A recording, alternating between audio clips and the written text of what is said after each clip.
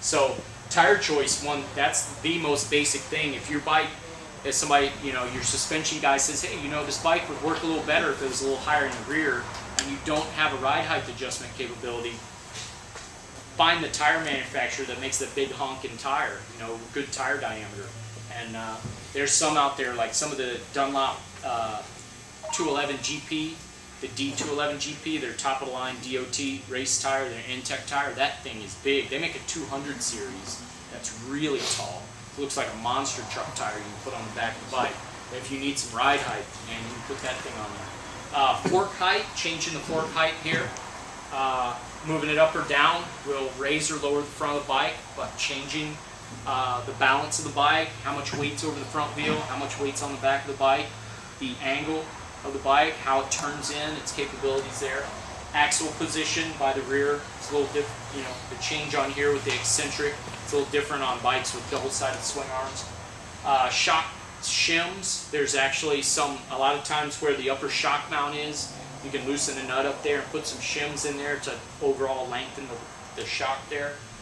Some of the more advanced things you can do is they make fork extender caps if you really need to raise up the front of the bikes. The 2006, 7, 8, 9 GSXR is pretty common. If you look at the like the pro racing guys in sport bike class, they have their forks really raised up on that bike to change the center of gravity. So they make caps that extend on the top of the fork. Aftermarket shock with an adjustability for ride height is good. Like the 848 guys, we've got any 848 riders in here? Yeah, you don't have this ride height adjuster on your bike like this. Switched it. I do now. You changed it out? Yeah. Okay, so that's something you can do there. Make a change there. So, and aftermarket triple clamps. These bikes respond pretty good by changing the triple clamps, but there's some other things you do. I know most people, they want especially now, best bang for your buck. Yeah, granted, the 100% option is, yeah, let's put some 30mm triple clamps on here.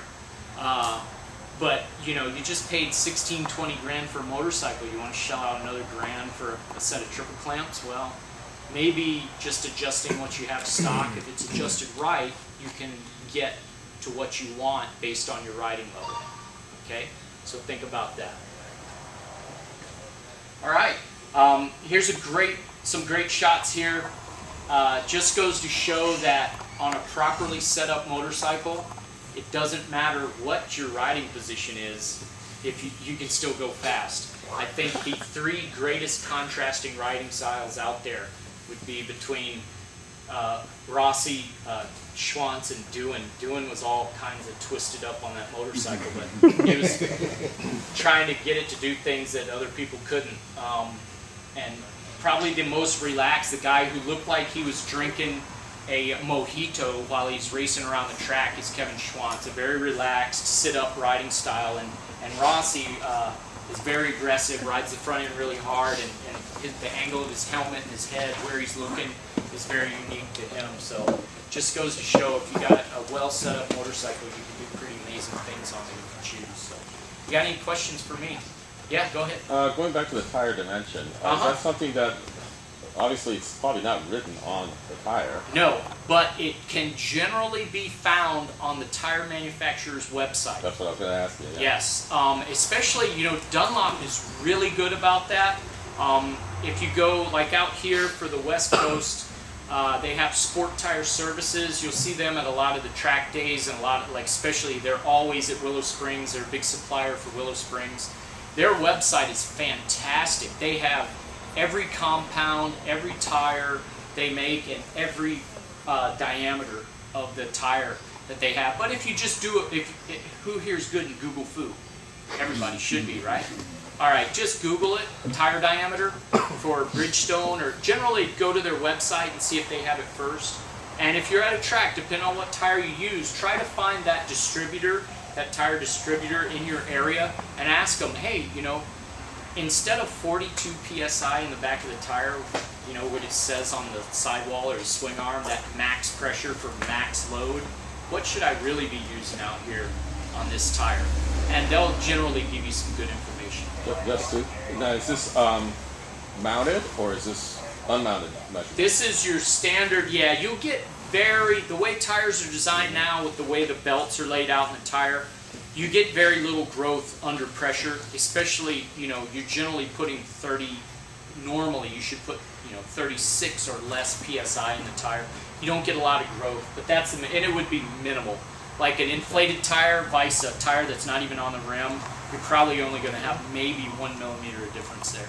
So it's not a lot, as long as there's no pressure. The rim sizes will make a difference too. Oh yeah, a lot of guys, you be careful with that, guys. That's a point that I make a lot. If match your tire, stuffing that big fat tire on a little skinny rim, he's looking at you funny there. Why is that? It's not a good idea. Generally, if you have a 5.5-inch rim, you're better off with a 180 on there.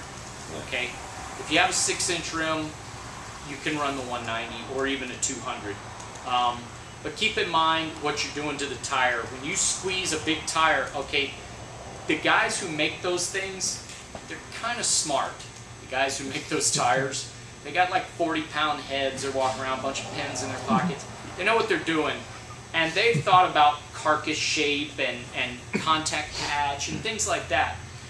When you take that tire and you jam it on that skinny rim and it makes it like this, well, it's going to jack with the handling of your motorcycle.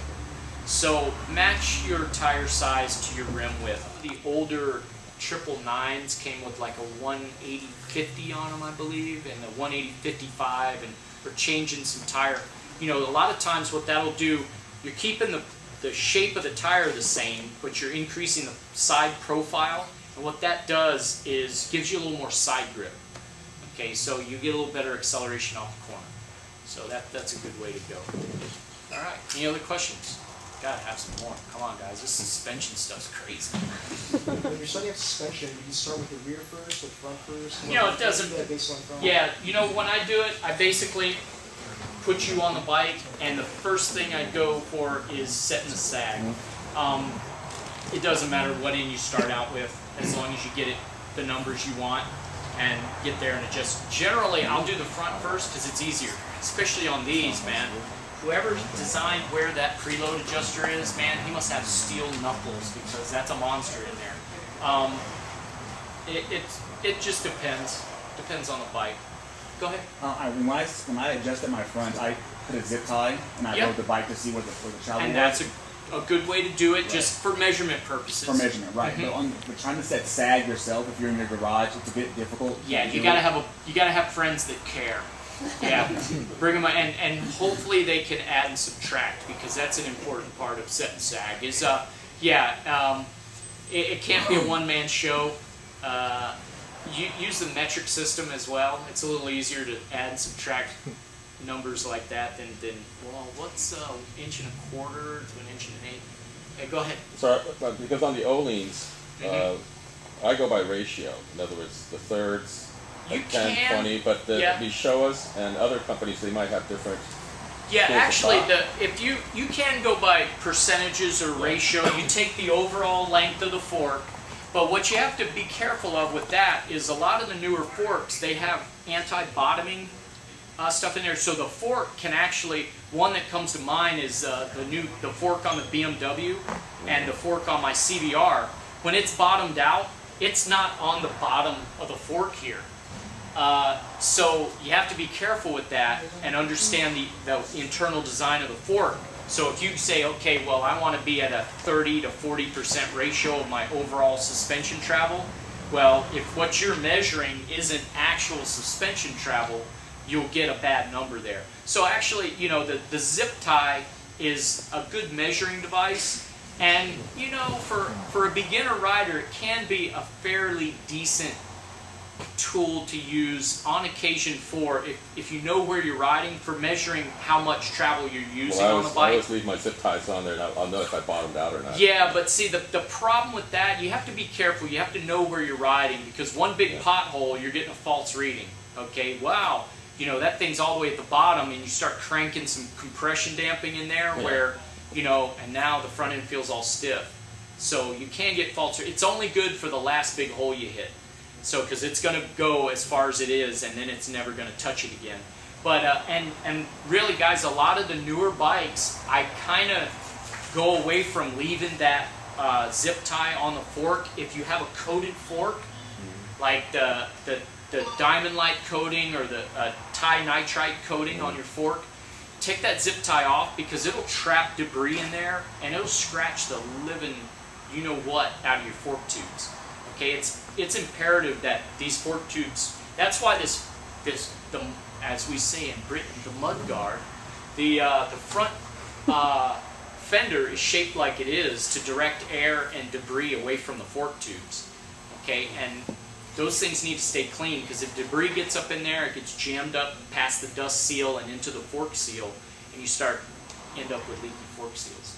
Okay, so keep that stuff clean. When you come back from a ride, grab a rag, and as you clean all the 400,000 dead bugs off the front of your bike, go ahead and give those fork tubes a wipe, preferably from the top down, and just give them a clean, just to get any debris off there.